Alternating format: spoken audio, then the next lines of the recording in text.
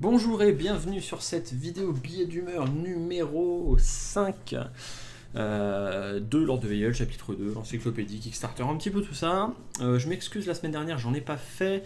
La raison pour celle-là elle est relativement simple, on était en déplacement en fait, donc j'avais pas vraiment le matos sur place, j'avais pas le micro, j'étais pas forcément dans un environnement où je pouvais filmer facilement, en plus j'avais un vieux PC portable, c'était un peu compliqué tout ça.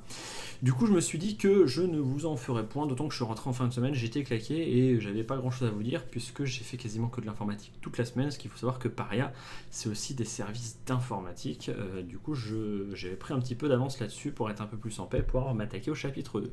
Ceci étant dit, j'ai quand même plein de choses à vous dire, ce qui s'est quand même passé pas mal de choses dans la semaine. Donc on est parti pour faire un petit débrief. Déjà, vous avez face à vous le magnifique cercueil du concours d'Halloween de l'encyclopédie qui s'est terminé. Donc là, donc vous savez pas encore qui a gagné. Moi, je sais, j'ai fait le dépouillement juste avant. Donc je sais que c'est le vainqueur et je ne le dirai que demain. En tout cas, son monstre, donc c'était un concours de création de monstres, hein, pour ceux qui ne sont pas au courant, sur la thématique d'Halloween. Et donc il y en a un qui va gagner ce truc là. Donc ça c'est la version pour le stagiaire qu'on a fait en test, notre stagiaire que l'on remercie chaleureusement. Ceci étant dit, on a plusieurs choses à vous dire. La première c'est que le concours, un petit peu le petit cadeau Charlie et la chocolaterie du Kickstarter, hein, je vous rappelle, on était censé vous envoyer un dé. Alors je dis on était censé comme si ça allait pas se faire, mais si ça va carrément se faire. On était censé vous envoyer un dé 20 à la base, c'est ce qui était prévu. On voulait vous faire un D20 personnalisé. Alors le problème c'est que les D20 personnalisés c'est pas si facile que ça à faire et notre fournisseur nous a dit que c'était un peu risqué de faire ça techniquement, surtout qu'on voulait des dessins ou des choses avec des détails qui étaient un peu plus poussés que ce qu'on peut faire. Bon après on n'est pas Magic, hein. Il y en a qui vont me dire les D20 Magic ils arrivent bien à faire des décos, ouais non mais on n'a pas le budget Magic, hein, donc il faut se calmer. Donc du coup ce sera pas un D20 mais probablement un D6, c'est même certainement un D6, je sais pas pourquoi je dis probablement. Sur lequel en fait il y aura une mécanique dans le chapitre 2 d'intempéries, donc le temps, la pluie, le soleil, le vent, ce que vous voulez, la brume, la nuit, le jour, on peut imaginer tout un tas de choses donc, qui déterminera peut-être le temps qu'il fera et la section jour-nuit en fait dans lequel vous évoluerez. Ce sera sur un D6. Alors à la base on comptait simplement vous faire lancer un D6 et ce sera toujours le cas pour ceux d'ailleurs qui achèteront le jeu derrière, et sur une table ça vous dira sur lequel vous êtes tombé. Vous aurez en fait un D6 personnalisé Kickstarter qui aura sur les faces le temps, donc le soleil et les nuages que vous voulez, directement sur le dé plutôt que d'avoir à vous référer à une table. Donc en fait ce sera un petit gadget sexy, sachant qu'il y aura quand même je pense les numéros dessus en plus. Comme ça le D6 peut servir un petit peu partout. Ça vous fera un petit dé un peu classe, voilà, qui servira à ça. Et il y aura toujours bien sûr la notion du dé noir et du dé doré, avec ceux qui auront le dé doré auront gagné une tour à dé qui d'ailleurs est imprimée. Et en fait c'est Frangin, c'est mon frère, donc David le Grand qui gère ça, hein, les impressions 3D. Et elle est hyper grosse en fait la tour. Donc ceux qui vont gagner, vous allez vraiment gagner une grosse tour. C'est-à-dire qu'il y a quasiment une bobine de fil qui passe complète pour imprimer la tour à chaque fois. Et là il est en train de vous les câbler pour faire des petites illuminations, tout ça, je pense que ça va être relativement propre. Donc ça j'ai un petit peu hâte de vous les présenter. Je pense qu'il y aura une photo qui circulera courant de la semaine, sinon courant semaine prochaine. Vous avez en face de vous du coup le forgeur qui lui, vous connaissez déjà ses capacités, le dessin a été fini fin de semaine dernière, donc vous avez le dessin du forgeur avec une compétence de niveau 7 qui est encore à trouver, mais on a des pistes, on est en réflexion, on a des petites pistes. Le problème c'est que voilà, il crée des armes et il les améliore, donc maintenant il faut lui trouver autre chose, mais comme c'est un forgeur il est quand même bien ancré dans son métier, donc c'est pas hyper facile de lui trouver une mécanique intéressante. Mais en parlant ce matin avec que je dise pas de bêtises, il est là, Victor Angus, il est là, en parlant ce matin, on s'est fait un petit live sur le Discord de Paria, je vous encourage à aller si vous voulez discuter un petit peu en live, on n'est pas tout le temps là mais on répond, et sinon il y a tout le temps du monde pour vous tenir compagnie. Voilà, on a parlé un petit peu ce matin, on a eu des pistes de réflexion sur les compétences de niveau 7 du forgeur. Enfin, la compétence de niveau 7 du forgeur. Donc voilà, ça c'est cool, ça fait bien plaisir. D'ailleurs, j'ai 37 notifications, il va peut-être falloir que je m'y mette. Il y a eu pas mal de modifs sinon sur l'encyclopédie. Je vous fais un petit tour rapidement là-dessus. Je vous renvoie sur YouTube si vous voulez rentrer dans le détail, mais vous pouvez maintenant regrouper vos créations. Donc vous avez une option de regroupage de création ici qui vous permet notamment de créer des sets d'armes, d'armures, d'équipements, de lier des personnages avec leurs armes ou avec leurs objets, ce que vous voulez. Ça vous permet de relier un petit peu toutes vos créations.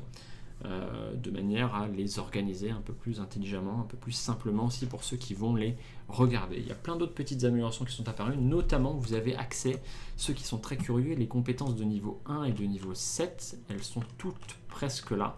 Elles sont arrivées sur l'extension. Vous pouvez lire les compétences de niveau 7 de chacun des personnages et les compétences de niveau 1 qui, je rappelle, elles seront au choix. Au niveau du chapitre 2, parce que c'est quand même ce qui vous intéresse le plus, nous avons pris des décisions au niveau du système de combat. Alors en fait, on avait décidé, on avait déjà pris des décisions sur les portées, on avait pris des décisions sur les distances de déplacement, tout ça, on a refait des tests, on a fait une belle batterie de tests, on est assez content du résultat de ce qu'on a trouvé, donc on va s'arrêter, je pense, là, à quelques équilibrages près, peut-être quelques exceptions de monstres qui iront jouer, tout ça. On s'est pas mal posé aussi sur la notion d'auteur, donc de se surélever par rapport à un plan, les bonus de portée que ça peut impliquer, quand est-ce que je peux me cacher, pas me cacher, voilà, on a fait pas mal de réflexions là-dessus, on est assez content du résultat, si bien que je pense que je vais pouvoir vous faire assez rapidement un proto, une démonstration proto donc, du chapitre 2.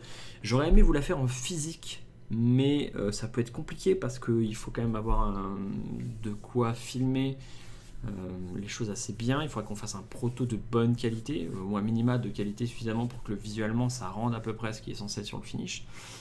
Donc c'était un peu embêtant, je ne sais pas trop encore comment je vais vous faire ça. Je suis en réflexion pour tout ça. Mais j'aimerais bien vous faire une présentation en fait, de toutes ces règles-là live plutôt que de vous expliquer bêtement un petit peu comme je le fais maintenant. La dernière chose que j'ai à vous dire, c'est au niveau du système de combat, c'est la régénération d'endurance. Donc en fait, c'était la seule réflexion qui nous manquait, cette fameuse régénération d'endurance, c'est-à-dire quand est-ce que les héros récupèrent de l'endurance. Je vous explique un petit peu la réflexion derrière. En gros, l'ODV chapitre 1, vous êtes quand même assez vite en rade tendu, ce qui fait que les capacités partent, mais vous ne pouvez pas les utiliser tant que ça. Et il n'empêche que pour se ressentir être son personnage, il faut quand même utiliser ses compétences. Du coup, je me suis dit, il serait bien dans le chapitre 2 qu'on augmente un peu la régénération endurance de manière à ce qu'on puisse un peu plus utiliser les compétences et donc qu'on se sente un peu plus son personnage. Il y a eu pas mal de réflexions à ce niveau-là. À la base, je voulais faire passer son tour aux gens, donc dire je passe mon tour, mais ça c'était la toute première réflexion il y a longtemps. Donc je ne bouge pas et je n'attaque pas et du coup je récupère de l'endurance. Le problème c'est que les gens passaient des tours et des tours et des tours à ne rien faire, ce qui n'est pas fun pour eux, mais c'était le plus intéressant au niveau de l'optimisation. Donc, du coup, j'aimais pas trop ça, j'aimais pas le comportement que ça induisait chez les joueurs. J'ai fait un peu de jeux vidéo en fait, j'ai une approche, je pense, très pas game design, mais vraiment game feel quoi. Je cherche vraiment à provoquer quelque chose chez les joueurs et je cherche la règle qui provoque ce truc là avant de me poser la question de savoir si elle a du sens dans l'univers dans lequel on se trouve. Je suis pas vraiment dans une notion de justification, plus de qu'est-ce que je veux que ça implique chez le joueur.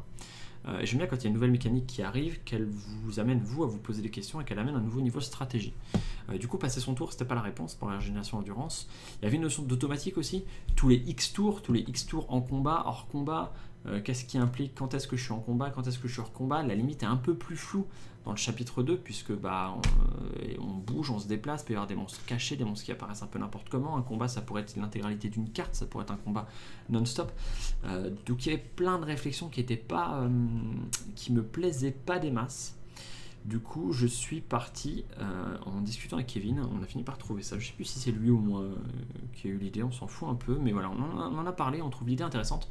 En gros, quand vous allez tuer des monstres, certains monstres, pas les monstres de base, mais probablement les monstres intermédiaires et puissants. Alors, je dis probablement parce qu'on est encore en test sur les valeurs, mais l'idée ça aurait été de faire récupérer 2 points d'endurance à chaque fois que vous tuez un monstre intermédiaire. Alors pas 2 points d'endurance à toute l'équipe, mais simplement 2 points d'endurance. Et non pas à celui qui tue le monstre, mais à qui vous voulez. Donc ça peut être, je pense que ce sera 2 points d'endurance répartis comme vous le voulez. C'est-à-dire qu'en gros, même le soigneur peut récupérer de l'endurance s'il n'a pas tué le monstre.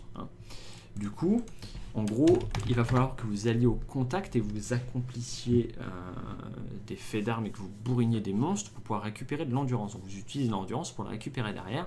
On a testé avec 2 pour les monstres intermédiaires et 3 et 4. On a testé les 2 pour les monstres puissants.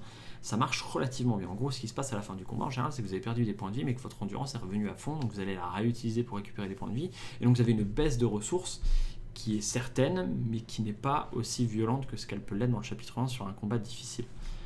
Et du coup, vous êtes beaucoup plus enclin à aller chercher, utiliser vos compétences. Et c'est beaucoup plus intéressant à jouer, ça donne du dynamisme. C'est un petit peu un effet Doom pour ceux qui connaissent le jeu vidéo, où plus on prend cher, plus en fait il faut aller au contact pour dérouiller les mecs, faire ce qu'ils appellent les glory kills. On arrache le gars en deux et ça nous redonne des points d'I. Donc concrètement c'est ça en fait, c'est l'idée de dire je vais être obligé d'aller au contact et de forcer le combat pour aller chercher mes points d'endurance. Alors bien sûr il y aura des moments de régénération hors combat, il y aura tout un tas de trucs d'un point de vue scénario, mais sinon voilà, donc vous récupérez de l'endurance lorsque vous faites des combats. Donc il n'y a aucun intérêt à passer son tour, vous allez tout le temps rester actif, et moi c'est ça que je veux de l'activité, enfin de l'action de votre part et de la réactivité, quoi. Et je veux que du coup cette réflexion là pareil vous posez la question, qui récupère l'endurance ou pas. Donc voilà, ça c'est pour l'endurance, ça c'est cool. L'encyclopédie ça a super bien avancé, je suis content. Je vais peut-être en remettre un dernier petit coup de main parce que la dernière chose que j'aimerais vous faire assez rapidement c'est la FAQ. La FAQ qui traîne dans les votes là depuis quelques temps, d'ailleurs moi je vais finir par voter pour elle. Et ensuite il y aura la création des variantes de jeu. Après on voit que ceux qui ont reçu plus de votes sont vachement plus bas, donc on est moins pressé, mais la FAQ j'aimerais bien vous la faire, comme ça je peux aussi la dégager peut-être du site et la rediriger ici, ça nous permet d'avoir un seul endroit à gérer, d'avoir peut-être une manière un peu plus intéressante et intelligente pour nous et vous de parler des points de règles. Donc vous allez pouvoir nous poser des questions sur des monstres, on va pouvoir y répondre et ça sera affiché ici pour tout le monde, et ça c'est bien cool. Voilà un petit peu, je crois que j'ai fait le tour. Je vous encourage à aller sur la page YouTube, la chaîne YouTube, si jamais vous voulez voir tout ce qui a été débloqué au niveau de l'encyclopédie. N'hésitez pas à faire un tour sur les recrues, toujours pareil, les recrues de l'ordre VIL, le groupe Facebook, pour aller nous faire des petits coucous. J'accepte des gens tous les jours et ça continue de grossir, c'est cool. Au niveau du fournisseur, on n'a pas de nouvelles, donc j'imagine que pas de nouvelles, bonnes nouvelles. Donc pour le moment, ça se passe bien. Les chapitres 1 sont en route. On n'a pas eu de problème de fichier, pas de problème de rien, ce qui veut dire qu'ils sont en train de taffer, que ça imprime et que ça c'est propre. On contacte demain le transporteur, donc dès lors que ce sera fini la production, ça part. Et bien sûr, je ne l'ai pas dit, mais pour ceux qui ont déjà reçu leur contribution de chapitre 1, vous allez recevoir à un moment un autre courrier avec le D6, donc le fameux D6 de jeu dedans. C'est pas parce qu'on vous a déjà envoyé vos contributions que vous n'avez aucune chance de gagner, bien entendu. On va vous renvoyer une petite lettre avec le D6 dedans en vous souhaitant bonne chance pour la victoire. Donc voilà, j'ai dit un petit peu tout ce que j'avais à vous dire. Je vous fais des gros poutous. N'hésitez pas à me dire si ça vous plaît toujours ce genre de format, auquel cas je continue. Faudrait que je trouve un petit moyen pour habiller un petit peu même en blabla, mais voilà. Profitez un petit peu du confinement pour jouer à des jeux de société, ça fait plaisir. Et je vous fais des gros poutous. Tchou!